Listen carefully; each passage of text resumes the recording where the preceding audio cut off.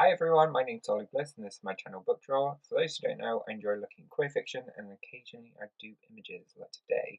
So I'm showing you how to create a light box by using either LEDs or mobile phones. You can just place the lid and that gives you some space and you can use that as light underneath your image, and then you can trace it, and you can do that with any kind of tub box, lunch box, whatever, and it works in different sizes. And this is just one of those boxes which you can shove underneath your bed, but instead I am using it to mark out in Tipp-Ex and oil pastel the image which I am concentrating on.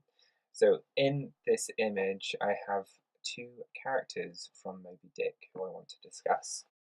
Ishmael and Queequeg, who are the two kind of leading characters within Moby Dick.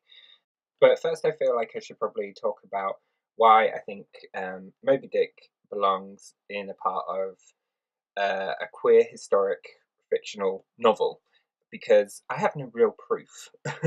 And partly this is because it's outside of my time frame, and in terms of the limited amount of knowledge which I actually have about Herman Melville, it's difficult with absolute certainty to say, Herman, you were a gay man, because Herman might interpret that as. Oh, thank you. I was happy, wasn't I? Whereas in our time frame, right now, currently, to be gay or to be queer means something quite different to the way it did back then. And they didn't really have the language at that time which articulated relationships between men, men who loved men, or men who engaged in sexual activities between men. So when I say, Herman, you're a gay man, I wouldn't be meaning you're a happy man. I would be meaning you enjoy having sex with other men. And that might be a very different take for him.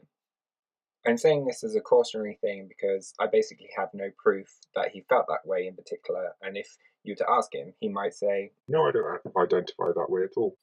um, so it's just pure speculation on my side.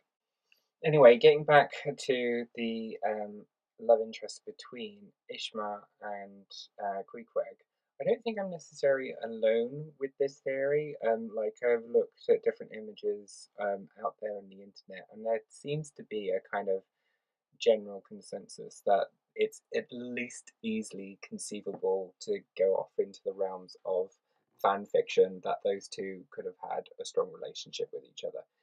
Some of the language that's used in the actual book itself does indicate that they become married. I mean, take this quote for example.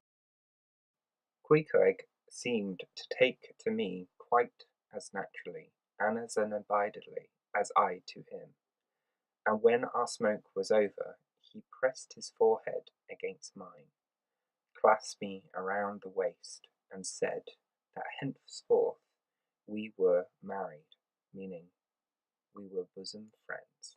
And okay, this could sound like a really spurious statement, but also then shortly after there's this. How it is I know not, but there is no place like a bed for confidential disclosures between friends. Man and wife, they say, they're open, the very bottom of their souls to each other, and some old couples often lie and chat over old times till nearly morning. Thus then, in our hearts' honeymoon, lay I and Queequeg, a cosy, loving pair. And he goes on within this little passage where he's just describing like being cold in this place in New England, and how their togetherness brings forth this kind of warmth just by the combination of their bodies being together. And I just love this little line. For this reason, a sleeping apartment should never be furnished with a fire, which in one of the luxurious discomfort of the rich, for the height of this sort of deliciousness is to have nothing but the blanket between you and your snugness, and the cold of the outer air. Then there you lie, like the one warm spark in the heart of an Arctic crystal. And I just thought that there was a real loving tenderness which was being articulated within this little section, and it goes through within their friendship. But I'll talk more about that in my full review. I guess what I wanted to go into is what I'm doing in this scene, because basically at the end of the book, um, when everything goes down, it ends with Ishmael floating on top of a coffin which Queequeg had created for himself, and Ishmael uses it as basically a lifeboat. So in this image, I've got him lying on the coffin with the spirit of Queequeg protecting him.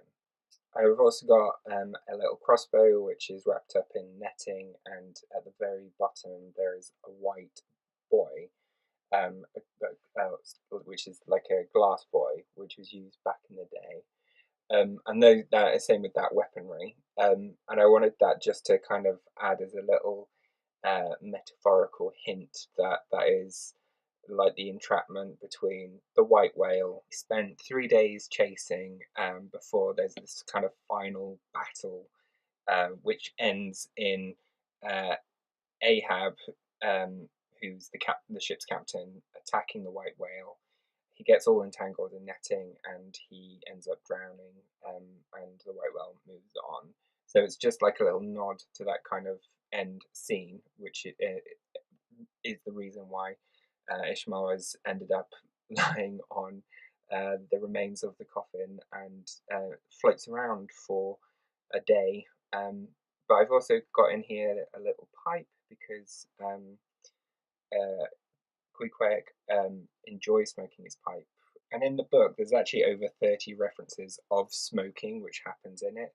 And there's all sorts of symbolism which is drenched within that. And I'll add an article which explores that in more detail because I thought it was really interesting and quite true. But I probably should leave it there for now in terms of exploring this. I will discuss it more in my full book review, so please do come back. But let me know what you think, if you agree or if you really disagree. I'd be very interested to know. Okay, see you soon. Bye.